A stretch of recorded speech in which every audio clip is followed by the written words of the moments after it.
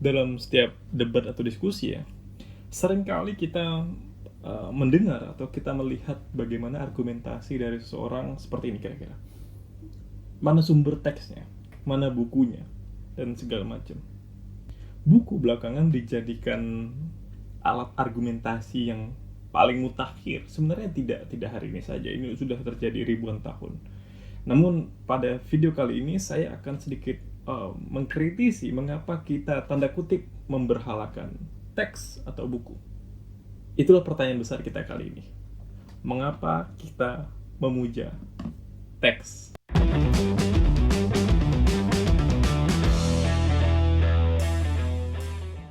Buku sebagai salah satu rujukan otoritatif sebenarnya tidak terjadi belakangan saja. Proses ini tuh sudah terjadi ribuan tahun lamanya.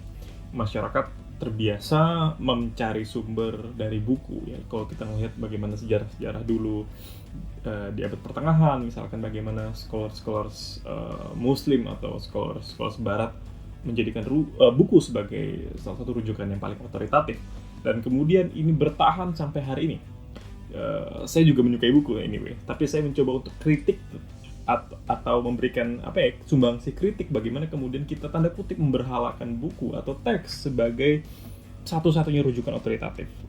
Pertama, teks atau buku dalam hal ini sebagai rujukan otoritatif mungkin berlaku dulu ya, ketika sumber satu-satunya itu yang tidak terdistorsi hanya teks atau buku.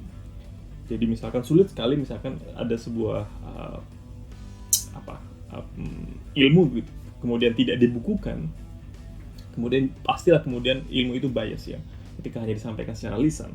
Maka buku dianggap sebagai benda yang statis, tidak berubah, sehingga muatannya selalu sama.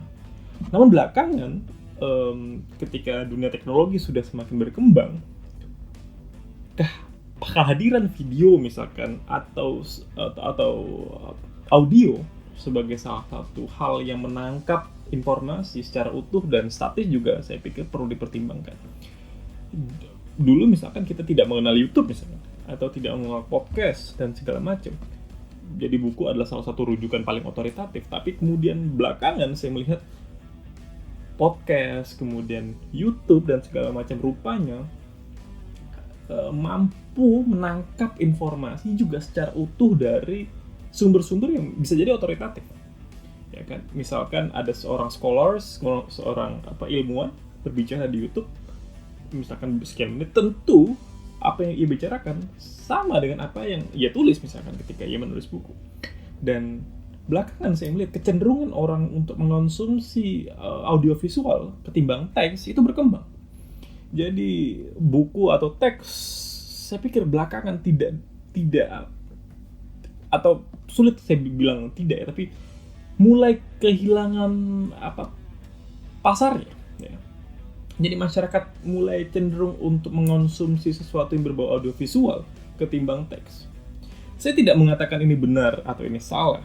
Saya mencoba untuk kritis bahwa pada akhirnya dulu kenapa buku diciptakan, karena kita tidak memiliki serangkaian mekanisme untuk menyimpan informasi baik secara audio ataupun secara visual, dan itu bersifat statis. Kalau misalkan itu diucapkan secara lisan, secara turun-temurun, tentu hasilnya akan bias. Tapi ketika hari ini kita menjumpai teknologi yang sedemikian rupa mampu mengakomodir itu semua, apakah teks akan terus kita berhalakan? Atau kita akan switch ke dalam bentuk yang berbeda tapi dengan esensi yang sama, yaitu alat untuk mengakomodir informasi secara statis dan utuh, baik itu berbentuk suara atau berbentuk video seperti ini. Saya ingin mengajak kita semua untuk berlaku fair, bahwa mungkin banyak orang yang tidak senang baca buku tapi senang menonton video, atau banyak orang yang tidak senang menonton video atau baca buku tapi lebih senang mendengarkan. Saya ingin mengajak kita semua untuk berlaku adil dalam melihat fenomena ini. Kita semua memiliki preferensi kita dalam belajar dan menuntut ilmu, dan itu tidak terbatas dari tulisan-tulisan yang ada di buku. Itulah sebabnya mengapa saya mengajak kita semua untuk tidak tanda kutip memberhalakan buku, tapi Jadikanlah buku, suara, dan video sebagai bagian tak terpisahkan dari proses pencarian ilmu belakangan. Karena dunia semakin berubah dan buku tidak menjadi satu-satunya rujukan otoritatif belakangan. Itu saja video singkat saya kali ini. Kalau teman-teman setuju atau tidak setuju pada pendapat saya, silahkan tulis di kolom komentar. Kita akan diskusi lebih jauh tentang pemberhalaan buku. Saya Indra Di Prasetyo, sampai jumpa di video-video saya berikutnya. Bye-bye.